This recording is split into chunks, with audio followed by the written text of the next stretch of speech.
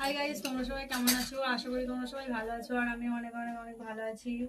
তো আমি আজকে ফুচকা বানাবো, হোমমেড ফুচকা। আর আমি তো প্রায় দিনই খাই, কেনা ফুচকা খাই, কিন্তু কোনোদিনও হোমমেড ফুচকা বানাইনি। এই মায়ের হাতের খেয়েছি, কিন্তু আমি নিজে তৈরি করে কোনোদিনও খাইনি। তো আমি দেখবো আজকে পারি কিনা। তো তার জন্য আমি আলু সেদ্ধ করতে দিয়েছি। তো চলো তোমাদেরকে একটার পর একটা দেখাচ্ছি। লাস্ট পর্যন্ত যদি ভালো হয় তাহলেই তোমাদেরকে ভিডিওটা শেয়ার করবো, নাহলে করবো না। টাটা।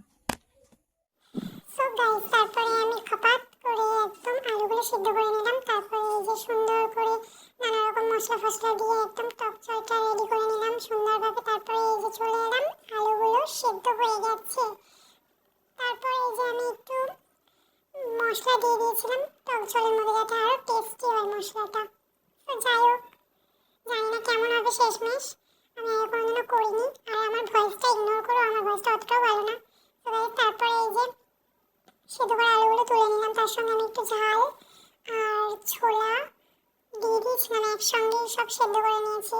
আর আলুর খোসাটা ছাড়ানো হয়নি, ওটাকে দেখে তোমরা যেন আমার বাজে বাজে কমেন্ট করো না। আমি এমনি ভালো করে ধুয়েই নিয়েছিলাম, তারপরে আমি ওটাকে সেদ্ধ করেছি এবং আমি আলুর খোসাগুলো ছাড়িয়েও নেব।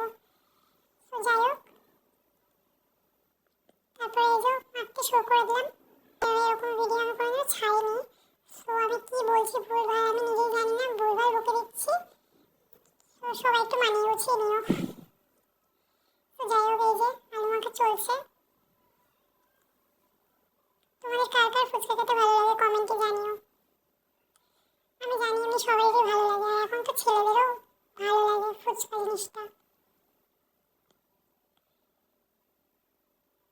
এই যে ছোলা ফোলা দিয়ে মেখে নিচ্ছি।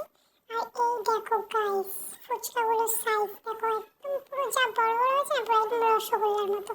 আর মুখে দিলে পুরো গলে যাবে। এই যে গাইস, একদম পুরো আলু মাখাটা দেখো, একদম পুরো দারুণ টেস্টি হয়েছিল।